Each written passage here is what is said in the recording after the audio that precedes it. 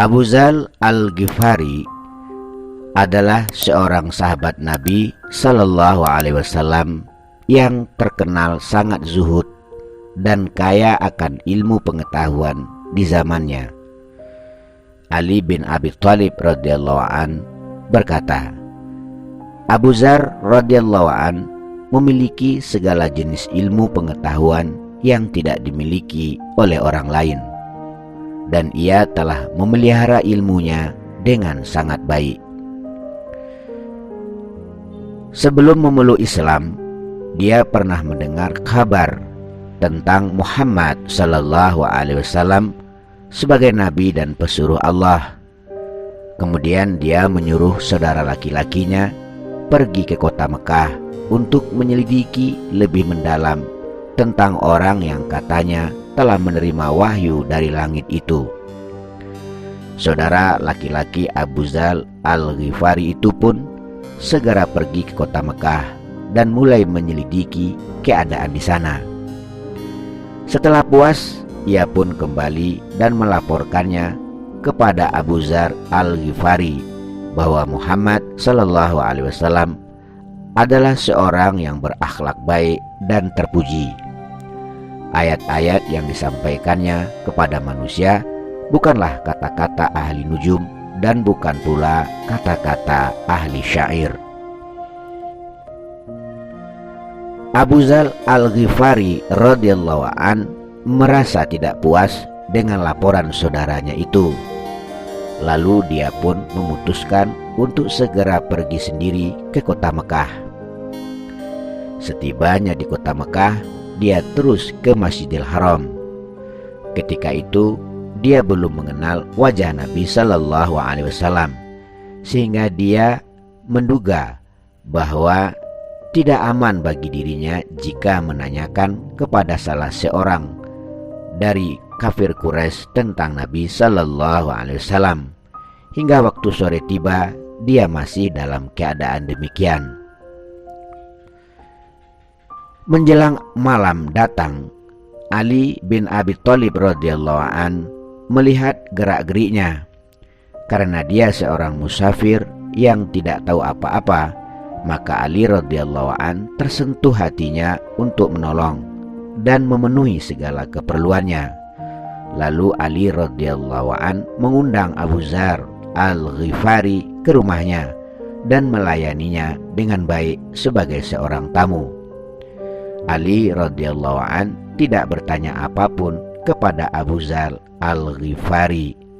Sementara Abu Dzar pun sendiri tidak memberitahu maksud kedatangannya ke kota Mekah. Keesokan harinya, Abu Dzar Al-Ghifari kembali ke Masjidil Haram untuk mengetahui sendiri tentang Nabi Muhammad sallallahu alaihi wasallam tanpa bertanya kepada orang lain. Tetapi kali ini pun Abu Dzar Al-Ghifari gagal menemui Nabi sallallahu alaihi wasallam. Hal ini mungkin disebabkan pada waktu itu gangguan kaum kafir Quraisy terhadap orang-orang Islam telah menjadi berita yang sangat masyhur.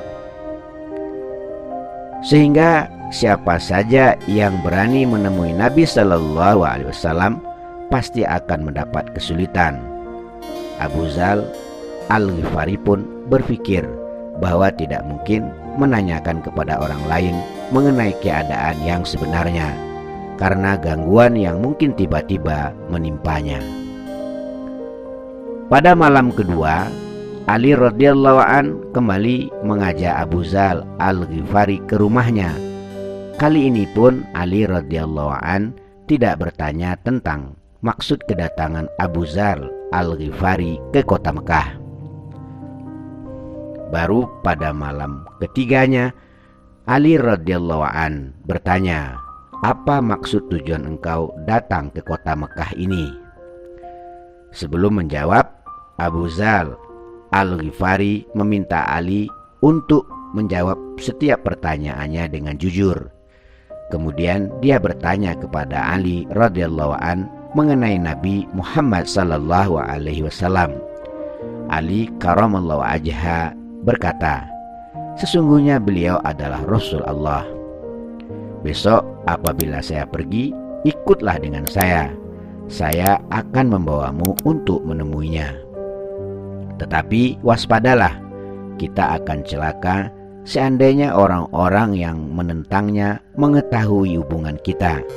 Oleh karena itu, agar tidak dicurigai, saya akan berpisah agak jauh darimu. Jika bahaya mengancam, engkau berpura-pura buang air kecil atau pura-pura membetulkan sepatumu agar perjalanan kita tidak diketahui orang lain. Keesokan harinya, Ali radhiyallahu an mengantarkan Abu Dzar Al-Ghifari menemui Nabi sallallahu alaihi wasallam, dan di saat itu pula dia memeluk agama Islam. Karena khawatir mendapat perlakuan buruk dari orang-orang kafir, Nabi sallallahu alaihi wasallam menasihatinya supaya jangan menceritakan keislamannya kepada khalayak ramai. Rasulullah sallallahu alaihi wasallam menasihatinya, "Pulanglah kamu ke kaummu secara sembunyi-sembunyi. Engkau boleh kembali ke kota Mekah apabila kami telah mendapat kemenangan." Tetapi Abu Dzar Al-Ghifari radhiyallahu an menjawab, "Wahai Rasulullah, saya bersumpah demi Allah yang menguasai jiwa saya akan mengucapkan kalimat syahadat di hadapan para kafir musyrikin itu." Dia pun menepati janjinya kepada Nabi sallallahu alaihi wasallam. Setelah meninggalkan Nabi sallallahu alaihi wasallam, dia segera pergi ke Masjidil Haram, dan dengan suara yang lantang dia mengucapkan 2 kalimat syahadat di hadapan para musyrikin. Asyhadu an la ilaha illallah wa asyhadu anna Muhammadar Rasulullah. Saya bersaksi tiada Tuhan selain Allah, dan saya bersaksi Muhammad itu adalah pesuruh Allah. Ketika mendengar ucapan itu, orang-orang kafir segera berdatangan dari 4 penjuru dan memukuli Abu Dzar, sehingga dia menderita luka-luka di seluruh tubuhnya. Tetapi untunglah paman Nabi sallallahu alaihi wasallam, yaitu Abbas, yang ketika itu belum memeluk Islam, segera datang dan mencegah perbuatan kaumnya. Abbas berkata kepada orang-orang yang menyiksa Abu Dzar radhiyallahu an,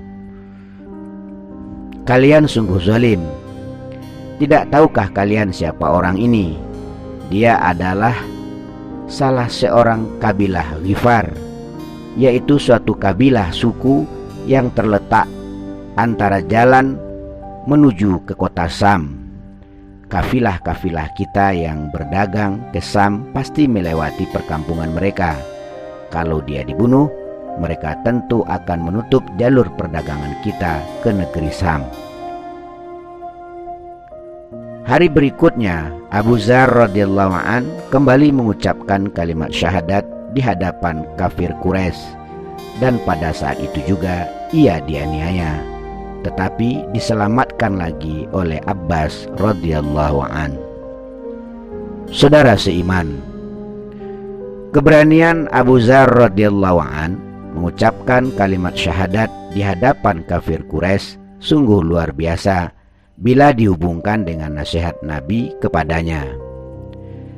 Apakah dapat dikatakan bahwa dia mengingkari perintah Nabi? Jawabnya tidak. Dia sadar bahwa Nabi sallallahu alaihi wasallam sedang mengalami penderitaan berupa gangguan dalam usahanya menyebarkan agama Islam.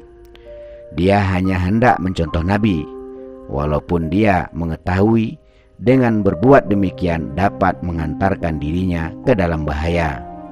Semangat keislaman seperti inilah yang menyebabkan para sahabat mencapai puncak kejayaan lahir maupun batin. Keberanian Abu Dzar radhiyallahu an selayaknya dicontoh oleh umat Islam dalam rangka usaha mendakwahkan Islam. Kekejaman, penganiayaan, serta penindasan tidak sampai melemahkan semangat mereka yang telah mengucapkan 2 kalimat syahadat. Asyhadu an la ilaha illallah wa asyhadu anna Muhammadar Rasulullah.